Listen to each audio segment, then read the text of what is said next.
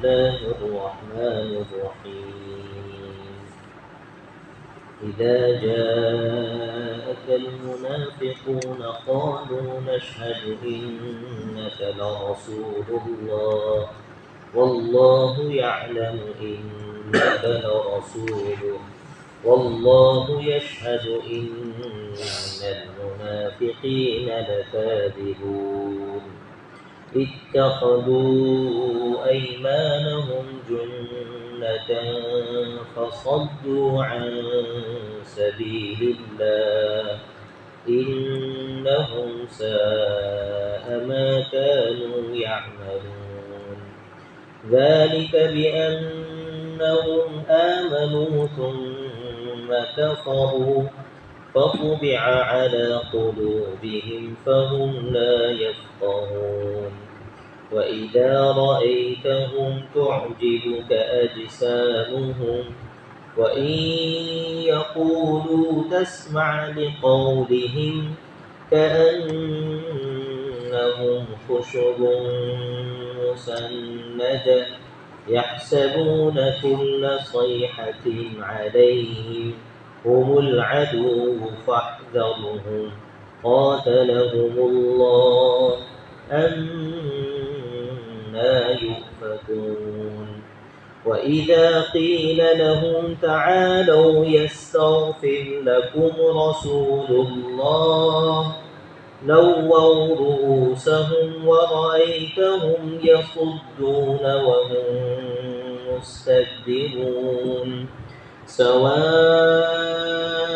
عليهم أستغفرت لهم أم لم تستغفر لهم لن يغفر الله لهم إن الله لا يهدي القوم الفاسقين هم الذين يقولون لا تنفقوا على من عند رسول الله لا تنفقوا على من هم الذين يقولون لا تنفقوا على من عند رسول الله حتى ينفضوا ولله خزائن السماوات والأرض ولكن المنافقين لا يفقهون يقولون لئن رجعنا إلى المدينة ليخرجن الأعز منها الأذل ولله العزة ولرسوله وللمؤمنين ولكن المنافقين لا يعلمون صدق اللہ العظیم۔ کہ اللہ کی پناہ میں آتا ہوں شیطان مردود کے شر سے۔ شروع کرتا ہوں اللہ کے نام سے جو سب پر مہربان نہایت مہربان ہے۔ اذا جاءک المنافقون، جب منافق لوگ تمہارے پاس آتے ہیں تو کہتے ہیں ہم گواہی دیتے ہیں کہ آپ اللہ کے رسول ہیں، اور اللہ جانتا ہے کہ آپ واقعی اس کے رسول ہیں، اور اللہ یہ بھی گواہی دیتا ہے کہ یہ منافق لوگ جھوٹے ہیں۔ انہوں نے اپنی قسموں کو ایک ڈھال بنا کر رکھا ہے، پھر یہ لوگ دوسروں کو اللہ کے راستے سے روکتے ہیں۔ حقیقت یہ ہے کہ بہت ہی برے ہیں وہ کام جو یہ لوگ کرتے رہے۔ یہ ساری باتیں اس وجہ سے ہیں کہ یہ شروع میں بظاہر ایمان لے آئے، پھر انہوں نے کفر اپنا لیا، اس لیے ان کے دلوں پر مہر لگا دی گئی۔ نتیجہ یہ ہے کہ یہ لوگ حق بات سمجھتے ہی نہیں۔ جب تم ان کو دیکھو تو ان کے ڈیل ڈول تمہیں بہت اچھے لگے، اور اگر وہ بات کریں تو تم ان کی باتیں سنتے رہ جاؤ۔ ان کی مثال ایسی ہے جیسے یہ لکڑیاں ہیں جو کسی سہارے سے لگا رکھی ہیں، یہ ہر چیخوں پکار کو اپنے خلاف سمجھتے ہیں۔ یہی ہیں جو تمہارے دشمن ہیں، اس لیے ان سے ہوشیار رہو۔ اللہ کی مار ہو ان پر، یہ کہاں اندھے چلے جا رہے ہیں۔ اور جب ان سے کہا جاتا ہے کہ آؤ اللہ کے رسول تمہارے حق میں مغفرت کی دعا کرے تو یہ اپنے سروں کو مٹکاتے ہیں، اور تم انہیں دیکھو گے کہ وہ بڑے گھمنڈ کے عالم میں بے رخی سے کام لیتے ہیں۔ یہ پیغمبر ان کے حق میں دونوں باتیں برابر ہیں، چاہے تم ان کے لیے مغفرت کی دعا کرو یا نہ کرو، اللہ انہیں ہرگز نہیں بخشے گا۔ یقین جانو اللہ ایسے نافرمان لوگوں کو ہدایت تک نہیں پہنچاتا۔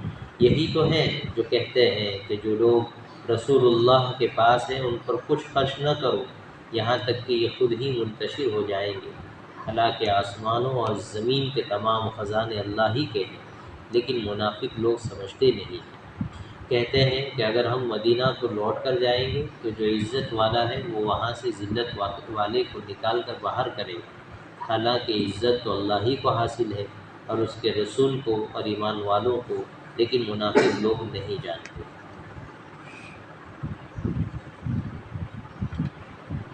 الحمدللہ ہماری سورہ جمعہ کی تفسیر چل رہی تھی، وہ مکمل ہوئی، اور آج کی جو سورت ہے اس کا نام ہے سورۃ المنافقون۔ 11 آیتیں ہیں اس کی بھی، اس میں بھی 2 رکوع ہے، اور ابھی جو میں نے پوری آیتیں پڑھی ہے اور ترجمہ کیا ہے، اصل میں یہ سورت نازل ہوئی ایک خاص واقعے، اور اس صورت میں اسی واقعے کی جانب پورا اشارہ ہے اور اسی کے ارد گرد کہی گئی ہے۔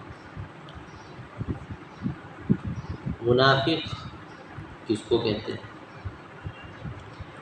منافق کہتے ہیں، ایک تو منافق اعتقادی ہوتا ہے، یعنی مانیتا کے اعتبار سے منافق جھوٹا آدمی، اور ایک ہوتا ہے منافق عملی، یعنی عمل کے اعتبار سے جو ہے جھوٹا پڑ رہا ہے آدمی۔ حضور اکرم صلی اللہ علیہ وسلم کے زمانے میں مدینے میں کچھ لوگ تھے کہ جو اسلام لانا نہیں چاہتے تھے، لیکن ساتھ میں یہ بھی وہ دیکھ رہے تھے کہ شان اور شوکت کس کا حاصل ہو رہی ہے؟ اسلام کا حاصل ہو رہی ہے، تو اپنا دنیا کا نفع کس کے ساتھ جڑا ہوا ہے؟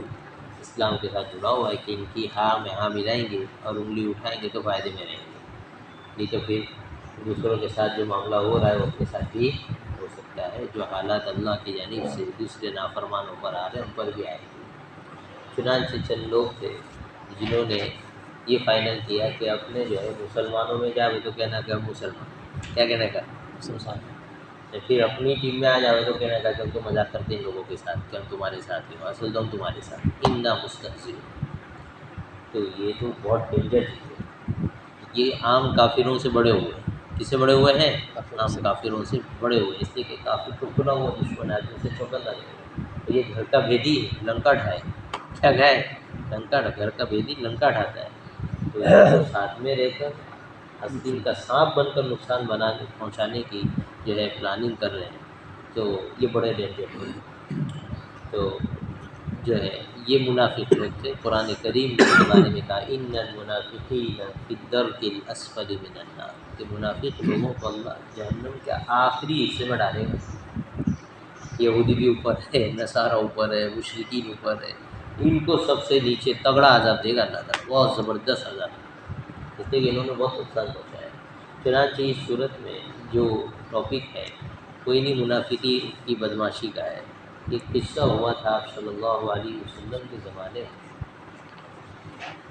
کہ ایک قبیلہ تھا، قبیلے ہوتے تھے، اس کا نام تھا بنو مصطلق۔ کیا نام تھا؟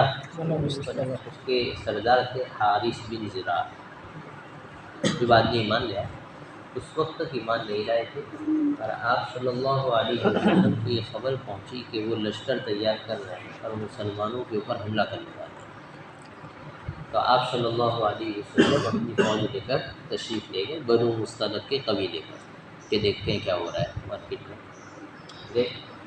اس سفر میں بنو مصطلق کا قبیلہ پہنچے، اس سے پہلے کنواں پڑتا ہے موریثہ، کیا نام؟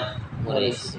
اس کنویں کے پاس ان کی فوج بھی آ گئی، ان کی فوج بھی سامنے سے آ گئی، تو یہاں جو ہے جنگ ہوئی، اب وہ ہار گئے اور سلنڈر ہو گئے، اور مسلمانوں کو اللہ تعالیٰ نے فتح عطا کر دی، تو غزوہ تو ختم ہو گیا۔ اب ہوا کہ وہیں پڑاؤ تھا اور رکے ہوئے تھے کہ اس میں ایسا ہوا کہ ایک صحابی مہاجرین یعنی جو مکہ سے آئے تھے صحابہ، مدینہ میں رہ رہے تھے، ان میں سے ایک صحابی جو ہے جہجہ نام کا تقریباً ان کا، وہ پانی بھرنے کے لیے گئے کنویں پر، اور یہاں انصار یعنی جو مدینہ کے صحابہ تھے ان میں سے ایک آدمی پانی بھرنے کے لیے گئے، دونوں میں جھگڑا ہو گیا۔ کیا ہو گیا؟ تو جھگڑا ہو جاتا ہے انسانوں کا، کوئی بڑا مسئلہ ہے ہوتا رہتا ہے۔ بس آدمی ظلم نہ پڑے، کس پہ نہ پڑے، ظلم میں۔ تو جب ان کا جھگڑا ہوا تو یہ تو عرب نا، ان کی پچھلا تو بہرحال ریکارڈ قبائل والا تھا نا، تو جب زیادہ بات بنی نا تو انہوں نے آنکھ لگائی، اللہ آئیو کہاں گئے، کون مہاجرین آؤ، کون آؤ مہاجر صاحب مکہ کا، مکہ والے آ جاؤ، تو 4 بندے پہنچ گئے، تو انہوں نے ان کو پیش آئے کہ مدینہ والے آ جاؤ، تو ایسے 4 بندے پہنچ گئے، جھگڑا ہوا۔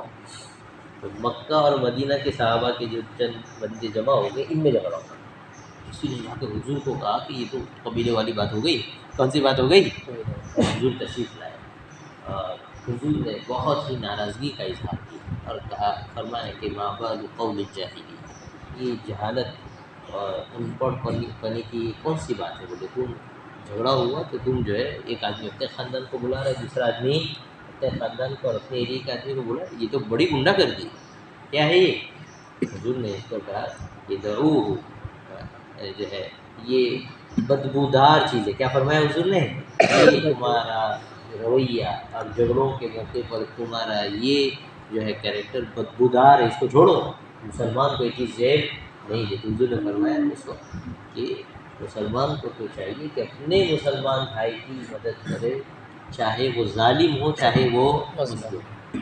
تو مظلوم کو تو مدد سمجھ میں آتی ہے، ظالم کی مدد کرنے کا مطلب یہ ہے کہ جب کلیئر جھگڑے میں پتہ لگ جائے کہ اس آدمی کی بھول ہے، کیا ہے، اس آدمی کی بھول ہے، تو اب اس کا سپورٹ مت کرو، چاہے اپنے خاندان کا بندہ ہے، کہاں کا بندہ ہے، اپنے خاندان کا بندہ ہے، اس کو سپورٹ کرنے کی اجازت نہیں ہے، بلکہ اس کو سمجھاؤ کہ بھائی تیری بھول ہے، سوری کر لیں، کیا کر لیں، سوری کر لیں، معافی بھی ہو، سامنے والے جس پر ظلم ہوا ہے اس کو آدمی قائل کر کے بھائی معاف کر دو، اس آدمی کو اس سے بھول ہو گئی، اس طرح جھگڑے نمٹائے جاتے ہیں۔ چنانچہ اس موقع پر یہی ہوا کہ حضور نے صحابہ کی تعلیم اور تربیت تو کر رکھی تھی، لیکن کبھی کبھی کچھ معاملے ایسے ہو جاتے ہیں جیسے حضور نے ڈانٹ پلائے، واپس اصلیت پر آ گئی، وہی ایمان والی بات، شرمندگی ہوئی کہ ہم سے غلطی ہو گئی، سب واپس بھائی بھائی ہو گئے، اور یہاں جب تحقیق سے پتہ لگا کہ جو مکہ والے صحابی تھے اسے بھولے، ان کی بھولے مکہ والے صحابی، تو مدینہ، اب دیکھو مکہ والے صحابی کی بھولے، تو یہاں قصے میں عجیب بات سیکھنے کی ہے کہ مدینہ کے صحابہ کے جو سردار تھے نا عبادہ ابن ثابت، انہوں نے اپنے بندے سے کہا کہ بھائی اس کو معاف کر دے، کیا کر دے، مکہ والے کو مجبور نہیں کیا کہ تو آ کے کان پکڑ لے، سوری کر لے، یہ کر لے، نہیں سمجھ میں آ رہا ہے، جھگڑے نمٹانے کے یہ بھی طریقے آدمی اپنے بندے سنبھالنے ہوتا ہے کہ بھائی چلو آیا گیا تو ختم باہر، تو یہ جھگڑا ہوا، اتنی بات سمجھ میں آ گئی، اتنا جھگڑا ہوا، اس موقع پر واقعہ تو آگے چلتا رہے گا لیکن ہم سیکھنے کی باتیں ساتھ میں لے کر چلتے ہیں۔ اس سے ہمیں یہ پتہ لگا کہ ہمارے سماج میں اگر جھگڑے پکڑے ہو تو پہلے تو ہم سمجھیں کہ جھگڑا کس چیز پہ ہوا، پھر یہ دیکھیں کہ بھول کس کی، یہ نہ دیکھیں کہ میرے خاندان کا کون ہے، اگر یہ ہم دیکھ رہے تو ہو گیا، پھر ہم تو مسلمان نہیں رہے، کیا نہیں رہے، لیکن اسلام کی تعلیم یہ تھوڑی ہے، بلکہ یہ دیکھیں کہ بھائی کس کی بھول ہے، جس کی بھول ہے اس کو سمجھائے اور سامنے والے کو سمجھا کر معاملہ کیا کرے، ختم کرے، جھگڑا آگے بڑھانے کی بات نہ کرے۔ اب ہماری قوم کا حال کیا ہے، ہماری قوم سے مراد مسلمان، بہت جذباتی ہم لوگ، ہمارا قوم کا حال کیا ہے کہ وہ جو چائے سے زیادہ قطعی نہیں گرم ہوتی ہے، نہیں سمجھ میں آیا، جس کا مین جھگڑا ہے وہ تو اتنا زیادہ ایموشنلی نہیں ہوتا، دوسرا لکڑا آ کر لے کر آ کر وہ زیادہ ایموشنل ہو جاتا ہے اور کہاں سے کہاں بات پہنچ جاتی ہے اور جھگڑے لمبے ہو جاتے ہیں۔ تو بہرحال قوموں کے، قبیلوں کے، خاندان کے، بستی کے اور محلے کے بڑے لوگوں کو اسلام کی اس تعلیم کو یاد رکھنا چاہیے کہ بھائی جھگڑے پگڑے ہو تو تھوڑا سا برداشت سے کام لے اور اپنی برادری، اپنے خاندان کے بجائے حق بات کو سپورٹ کرے، کس کو سپورٹ کرے، باہر آ لیا یہ بات ہوئی، جھگڑا آیا گیا، ختم ہو گیا۔ اب ہوا کیا کہ یہ جو غزوہ تھا نا، اس غزوے میں منافقین کے ساتھ میں تھے، کون ساتھ میں تھے، منافق، جھوٹے ایمان والے، اور ساتھ میں اس لیے تھے کہ ان کو اندازہ تھا کہ اس میں جیتیں گے تو مسلمان، کون جیتیں گے، اگر مسلمان جیتیں گے تو غنیمت کا مال ملے گا، یہ سب فائدہ ہے، چلو یوں کر کے آئے تھے ساتھ میں۔ ان کا سردار تھا عبداللہ ابن ابی، کون تھا، عبداللہ ابن ابی، یہ مدینہ میں خزرج قبیلے کا بھی بڑا آدمی ہے، اور اس کا اسٹیٹس بہت بڑا تھا سماج میں، اتنا بڑا کہ سمجھ لو کہ حضور کے جانے سے پہلے، یعنی حضور جب مدینہ تشریف لے گئے نا، اس سے پہلے اس آدمی کو وہاں کا بادشاہ بنانے کے اوپر غور کر رہے تھے لوگ، کیا کر رہے تھے کہ اب بہت لڑ لیا، اب کیا کریں، دونوں قبیلے مل کر ایک بڑا آدمی طے کر لیتے تو اس آدمی کو بنانے والے، اس سے سمجھو کہ کتنا بڑا آدمی ہے، اور پھر منافق بنے گا ہی جب اس کی پوسٹ چلی گئی، پوری شان و شوکت اس کی جو ہے خاک میں مل گئی کہ اسلام کے تابع ہو کر ہو، بہت بڑا منافق تھا، منافقوں کا سردار کہلاتا ہے، کیا کہلاتا ہے، تو یہ بیٹھا ہوا تھا، اس کو جا کے کسی نے بتایا کہ یوں جھگڑا ہوا، تو اس کو تو موقع مل گیا آگ لگانے کا۔ اب اس کے پاس جتنے بندے بیٹھے تھے نا، اب بدماش کے دوست بھی کیسے ہوتے ہیں، بدماش ہی ہوتے ہیں بس، تو اس کے پاس جتنے بیٹھے تھے سب گرو گھنٹالی تھے، مدینے کے منافق بیٹھے ہوئے تھے۔ کم بیٹھے ہوئے تھے، ان میں صرف مدینہ کا ایک چھوٹا بچہ بیٹھا ہوا ہے، زید ابن ارقم رضی اللہ، یہ چھوٹے صحابی یہ بیٹھے ہوئے ہیں۔ توجہ ضروری ہے کہ چھوٹا بچہ ہے کیا ہے، اس نے جو ہے نا اشاروں میں کہا کہ کہتے ہیں نا کہ کتے کو بہت پالنے کا، نہ اپنے کو ٹانٹنے دوڑے۔ یہ وہ جو انصاری بیٹھے ہوئے نا ان سے کہہ رہا ہے، انصار منافق جو تھے ان سے کہا کہ دیکھا کہ عربوں نے صحیح کہا ہوتی ہے کہ کتے کو کھلا پلا کے موٹا کرو پھر وہ تمہیں ہی کاٹے گا۔ مطلب یہ لے رہا تھا کہ مہاجر صحابہ جو تھے نا آئے تھے مکہ سے، ان کو جو ہے نعوذ باللہ کتا کہہ رہا ہے، اور مدینہ کے جن صحابہ نے ان کو اپنے مال میں شریک کیا، کھیتی میں شریک کیا، گھر بار میں شریک کیا، پراپرٹی میں شریک کیا، تو ان کو جو ہے یہ کہہ رہے کہ تم نے پالا ہے، کیا کیا ہے تم نے۔ پھر اس نے کہا کہ اب تو طے کرو کہ مدینہ میں جب جائیں گے نا تو عزت والے ذلت والوں کو نکال دیں گے۔ کیا کر دیں گے؟ عزت والے۔ لیکن اس نے یہ تعین نہیں کہ عزت والا کون اور ذلت والا کون، لیکن ظاہر سی بات ہے جو بات جس انداز سے ہو رہی اس سے تو طے تھا کہ وہ کس کو ذلیل کہہ رہا ہے، کس کو عزت والا کہہ رہا ہے۔ اور اس نے کہا کہ ان پہ خرچہ کرنا بند کر دو، یعنی ان کو اپنی پراپرٹی میں سے نکالو، دھندے میں سے نکالو، کھیتی میں سے نکالو، تو پھر بہت بھاگ جائیں گے۔ کیا ہو جائیں گے؟ تو یہ باتیں اس نے اپنے گروپ میں کری۔ اس میں حضرت زید ابن ارقم بیٹھے تھے، بچے تھے لیکن ایمانی غیرت تھی، تو انہوں نے ڈانٹ دیا۔ کیا کر دیا کہ تو ہی ذلیل ہے، تو ہی ذلیل، تو ہی 2 نمبر ہے، میں حضور سے جا کے کہوں گا تو ایسی باتیں کرتا ہے۔ تو اس نے کہا بچہ ہم نے ایسی بات نہیں کہنا، میں تو صرف مذاق کر رہا تھا۔ کیا کر رہا تھا؟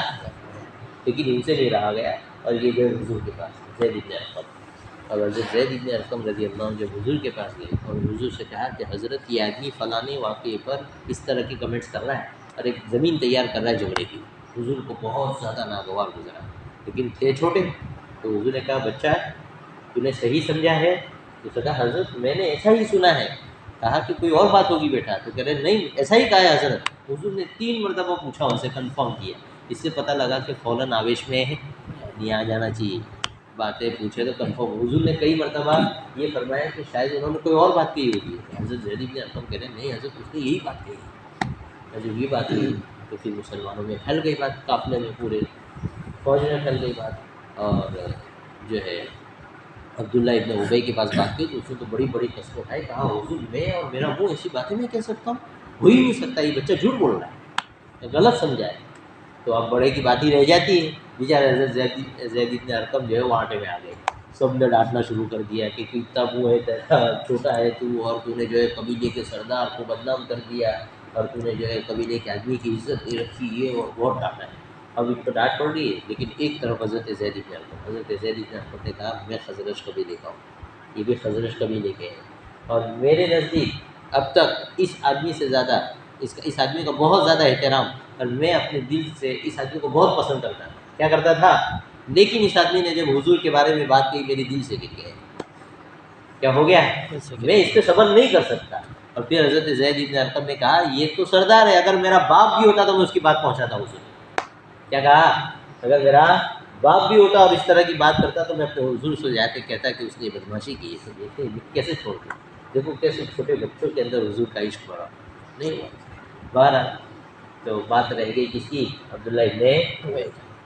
لیکن حضرت زید ابن ارقم فرماتے ہیں کہ مجھے یقین تھا کہ اس آدمی نے اتنی بڑی غنڈہ گردی کی ہے، اس کے بارے میں قرآن کی آیتیں اترے گی، تو میں نا سفر میں حضور کے آگے پیچھے ہی چلتا رہا۔ کہاں چلتا رہا؟ آگے پیچھے۔ اب پورے قافلے میں نا غصہ بھی آ جائے گا نا ایسی بات ہوگی، تو قافلے میں غصہ اور بات چیت شروع ہو گئی، کیا ہوا ہے کیا ہوا ہے کیا ہوا۔ اور جب حضور نے دیکھا کہ پورا قافلہ ایک ہی طرف متوجہ ہو گیا کہ کیا ہوا، حضور کی تعلیمات بہت سائیکالوجیکل ہے، جب اس چیز کو نکالتے ہیں نا علماء نے اس پر بھی کام کیا ہے کہ حضور کی تعلیمات کتنی سائیکالوجیکل۔ اور جب حضور نے دیکھا کہ اب قافلہ اس میں لگے گا تو حضور نے سفر کی ترتیب فوراً چینج کر دی۔ کیا کر دی؟ حضور کی عادت مبارک تھی کہ آپ رات کو آرام کرتے تھے اور پھر سویرے اٹھ کر سفر کریں گے، پھر دوپہر تک چل کے واپس آرام کریں گے۔ حضور نے قافلے کو کہا چلو کیا کرو، رات کے وقت چلا رہے، پورا دن چلایا، پوری رات چلایا قافلے کو، اور پھر دوسرے دن صبح بھی فجر رات تو کہا چلو اب اتنے سفر میں تھکے ہیں کہ کسی کو کوئی پوچھ رہا ہے پڑوس والا تو کہہ رہا ہے ابھی دم یہ بات کرنے کے بعد میں بات کریں گے. اتنا تھکایا قافلے کو، اور اتنا کہ جہاں پڑا ہو تو وہاں کوئی مجلس لگے جنی سیدھا بستر پکڑے. کیا پکڑے؟ سیدھا بستر. ایسا حضور نے ان کو چلایا ہے کہ جو ہے جہاں پہنچے وہاں تھک ہار کے دم توڑ کے سو گئے. تو دیکھو فتنے کو آگے بڑھنے یہ سیکھنے کی چیزیں ہیں، حضور نے کیسے اس کو کنٹرول کر دیا. لیکن بہرحال اسی سفر میں عبادہ ابن ثابت رضی اللہ عنہ صحابی انصار کے بڑے یہ گئے تھے عبداللہ ابن ابی کے پاس. اس سے کہا کہ تو نے باتیں کہی ہو، تو جا کے پرسنل میں حضور سے ملاقات کر لے اور معافی مانگ لے، حضور تیرے لیے استغفار کریں گے، تیرا معاملہ صاف ہو جائے گا. تو اسے کہا وہ کرتے نا تکبر، کہا میں جاؤں، چھوڑو میں نہیں جاتا. اور دوسری جگہ یہ ہے کہ جب یہ آیتیں اتری اس کے بعد آیتیں اتری اس کے بعد لوگوں نے اسے کہا تھا یہ جو عبادہ ابن ثابت کا وہ تو آیتیں اترنے سے پہلے کا ہے. جب اس نے یوں منہ بنایا نا تو حضرت عبادہ ابن ثابت دیکھو کیسے اللہ اور اس کے رسول کو پہچانا. اس نے کہا دیکھ بیٹا کریکٹ تو نے جو ریئیکشن دیا ہے نا اب تو تیرے بارے میں قرآن کی آیتیں اترے گی. اس کے ریئیکشن کے زمانے یہ تھے کہ قرآن کی آیتیں اترے گی باہر. اور بعض لوگ کہتے ہیں کہ نہیں جب قرآن کی آیتیں اتر گئی اس کے بعد چند لوگ اس کے پاس گئے اور اس سے کہا کہ شرم کر لے، جا کے کیا کر لے، معافی مانگ لے، تیرا گناہ معاف ہو جائے. تو اس نے کہا ہاں تم تو بس یہی کروا لو، مجھے کہا ایمان لاؤ تو میں ایمان لے آئے، مجھے کہا زکوٰۃ دو تو میں نے زکوٰۃ دی ہے، تم تو یہ کہو کہ میں محمد کو سجدہ کر لوں تو وہ بھی ہو جائے پورا کام. نعوذ باللہ. اس نے اس طرح کا جواب دیا. مطلب یہ کہ کسی طرح یہ ماننے والا قرآن نے بھی اپنا جواب دیا آئے گا. قرآن نے کہا کہ یہ ان کے رویے ایسے ہیں کہ تم ان کے لیے استغفار کرو یا نہ کرو، جب تک یہ ایمان نہیں لائیں گے اللہ ان کی مغفرت کرنے والا. حضرت زید بن ارقم فرماتے ہیں کہ میں تو ہے نا حضور کے آگے پیچھے سے گھومتا رہا کہ نہیں آئے گی آئے تھے، نہیں آئے گی آئے تھے. حضور پر وحی کی کیفیت تاری، حضور پر وحی کی کیفیت ایسے تاری ہوتی تھی کہ سر مبارک جو ہے نا جب بھاری ہو جاتا تھا، یہاں سے پسینہ آتا تھا، بھری ٹھنڈی میں پسینہ آتا تھا، بھری ٹھنڈی میں یوں ٹاپ اور گردن مبارک یوں جھک جاتی تھی. جس چیز پر ہوتے تھے اس پر بوجھ اتنا ہوتا تھا کہ خوب دکھتا تھا. حضرت علی کا قصہ ہے نا کہ حضور میری ران پر اپنا سر مبارک رکھ کر آرام کر رہے تھے کہ اچانک وہی نازل ہوئی تو مجھے لگا کہ میری ران پھٹ کے چکنا چور ہو جائے گی. بہت بوجھ ہوتا تھا، وہی کو برداشت کرنا اتنا آسان کام نہیں تھا. اس لیے دیکھو کہ ابتدا کا زمانہ ہے نا جب وہی نازل ہونے شروع ہوئی، ابھی 2-4 آیتیں آئی اور پھر 2-4 آیتیں آئی تو حضور سے یہ فرمایا گیا کہ رات کو لمبی تہجد پڑھو. کیا کرو؟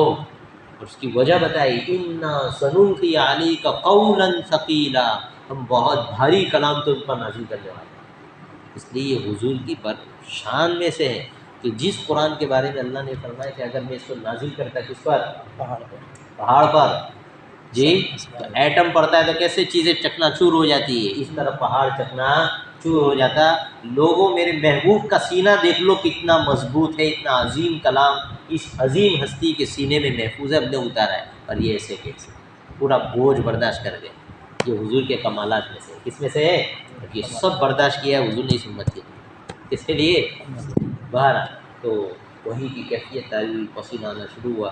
حضرت زید بن ارقم تو خوش ہو گئے کہ چلو وہ اونٹنی جو تھی وہ بھی دبنے لگی کہ اپنا کام ہو گیا. وہی نازل ہو گئی. کیا ہو رہی؟ جیسے ہی وہی نازل ہوئی تو حضرت زید بن ارقم پڑوس میں ہی تھے. حضرت نے ان کا کان پکڑا یہ کر کے، چھوٹے بچے کو پیار کرتے ہیں نا، کہ یہ بچے اللہ نے تیری کیا کر دی؟ تصدیق کر لی. کیا کر لی؟ تصدیق کر لی. اللہ نے تیری بات کو سچا بتا دیا اور پوری سورہ منافقوں کے بارے میں نازل کر دیا. چنانچہ پوری سورہ منافقون نازل ہوئی. اور یہ سب معاملے ہوئے اور جب قصہ پیش آیا تھا نا اسی درمیان حضرت عمر آئے تھے. کون آئے تھے؟ حضور کے پاس.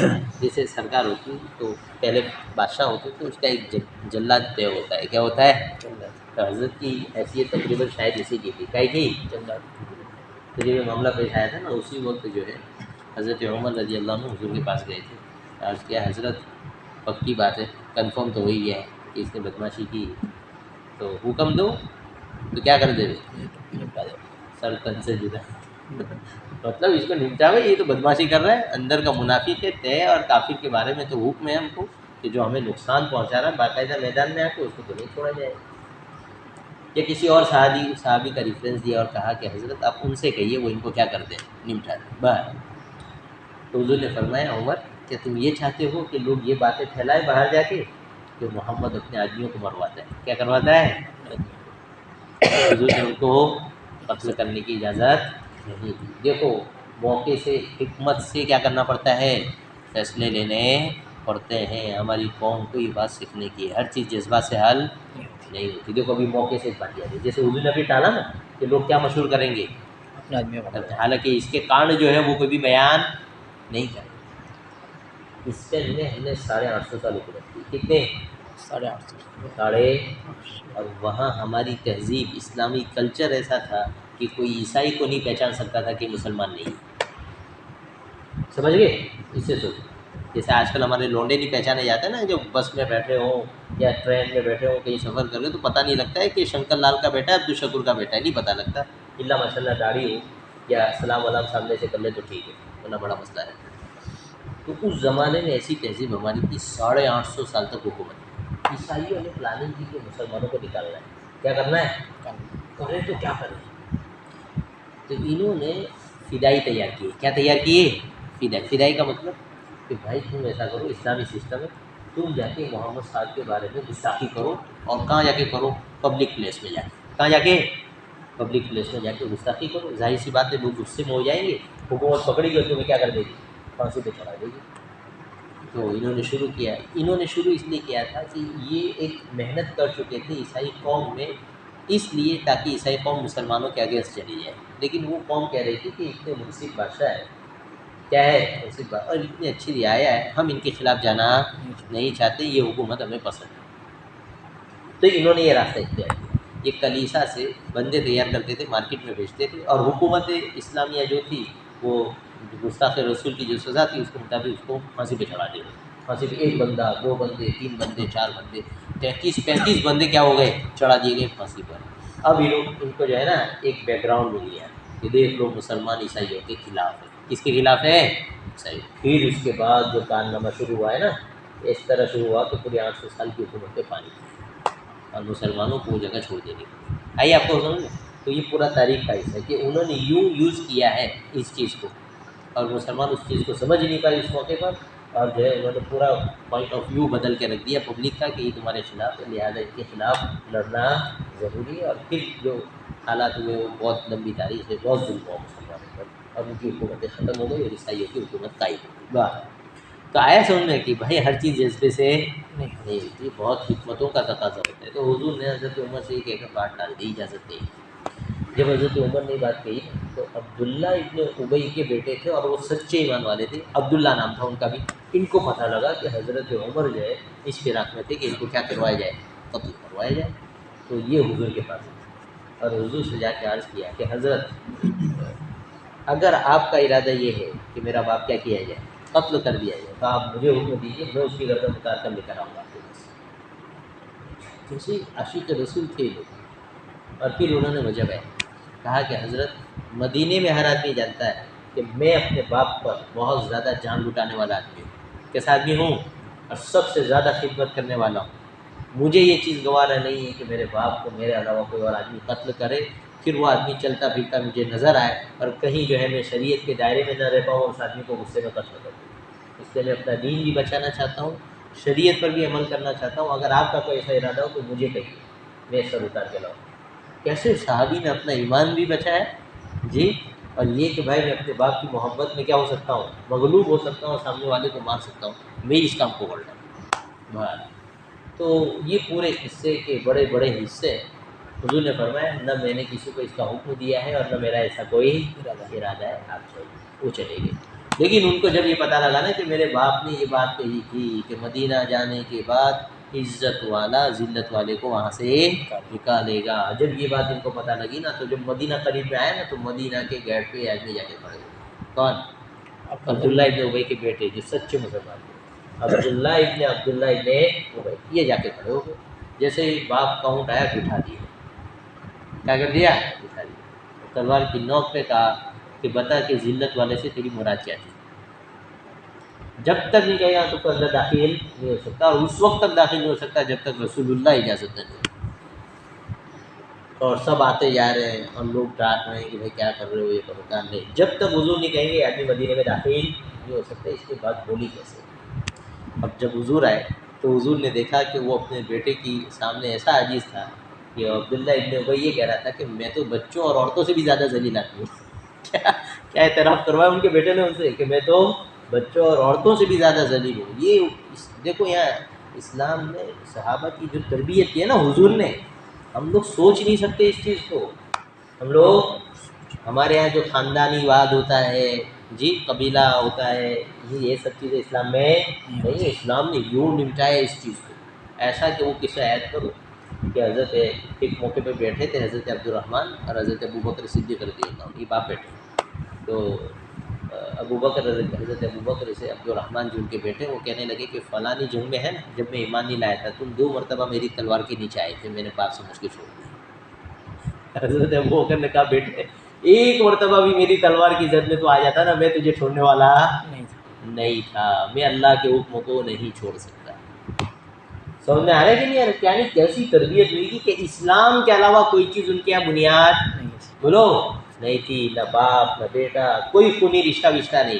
اس کو کہتے ہیں یہ اسلام کی بیوٹی ہے کہ اسلام کسی خاندان پر اور کسی خونی رشتے پر قائم نہیں ہے. اسلام صرف اللہ کے احکامات پر قائم ہوا ہے. جو اس کو فالو کرے گا وہ حبشہ کا کالا آدمی ہوگا، وہ بھی لوگوں کا سردار بن جائے گا، اور جو نہیں قبول کرے گا مدینے کا مکہ کا سردار ہو کر ٹھکرا دیا جائے گا، اس کی کوئی عزت. یہ چیز تو بہرحال حضور نے فرمایا کہ عبداللہ ان کو جانے دو، کیا کرو ان کو جانے دو، مدینے میں جانے دو. حضور نے اجازت دی، پھر ان کو اندر جانے دیا. تو یہ پورا قصہ ہے. اس میں جو ہے عبداللہ ابن ابی نے جو بات کہی تھی کیا کہ ہم عزت والے ذلت والوں کو نکال دیں گے، اس کا اس صورت میں جواب دیا گیا ہے اور پوری بات کہی گئی ہے. پہلی آیت میں فرماتے ہیں اذا جاءک المنافقون قالوا نشهد لمبا ہو جائے گا تدبیر کل کر لیں گے. جی. تو کل آیتوں سے جوڑ کے قصہ پورا سنا دیا، وہی قصہ پہلے رکو میں. آئی بات سمجھو؟ اصول ہے. کیا ہے اصول ہے؟ مطلب یہ کہ جو قصے کا حاصل ہو وہ اندر آ گیا. انشاءاللہ آگے کل کی آیتیں پڑھ بھی لیں گے یا پھر اسی کو ملتوی کرا دیں گے، اور جو کچھ سبق ہوگا اللہ سب جانتے ہیں. سبحان اللہ.